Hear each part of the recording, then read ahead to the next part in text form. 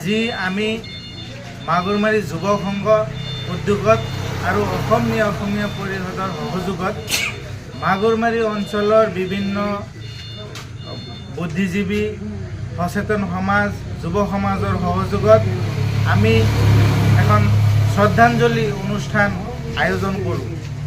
আৰু এই শ্ৰদ্ধাঞ্জলি অনুষ্ঠানত আমি অসমীয়া ভাষা শ্বহীদ মাধ্যম আন্দোলনত যিসকলে শ্বহীদ হৈছিল অসমীয়া ভাষাৰ কাৰণে তেওঁলোকৰ কাৰণে আমি আজি দোৱা প্ৰাৰ্থনা কৰোঁ।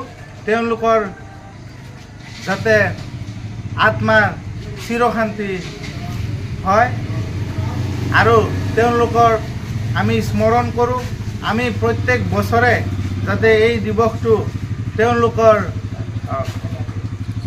তেওঁলোকক যাতে আমি স্মৰণ কৰোঁ আৰু এই বাৰ্তাটো আমি সকলো অসমবাসীক দিব বিচাৰোঁ যে এই দিনটো 6 অক্টোবৰৰ দিনটো আমি সকলোৱে মনত পেলাব লাগিব।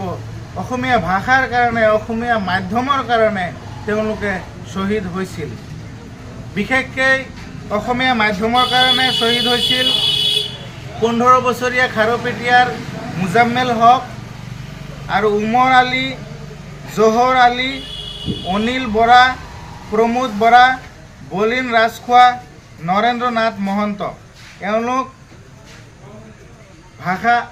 অসমীয়া ভাষাৰ যি মাধ্যম আছে সেই মাধ্যমৰ আন্দোলনত তেওঁলোক শ্বহীদ হৈছিল।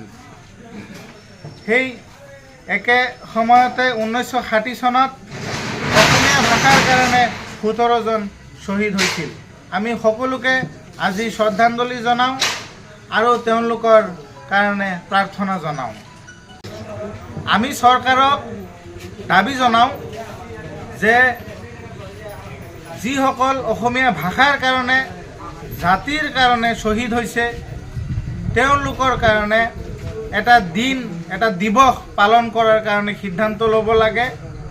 চৰকাৰে এটা দিন ধাৰ্য কৰিব লাগে যাতে আমাৰ এই দিৱসটো পালন কৰিবলৈ সকলোৱে যাতে বছৰে বছৰে যাতে এই দিনটো সকলোৱে স্মৰণ কৰে।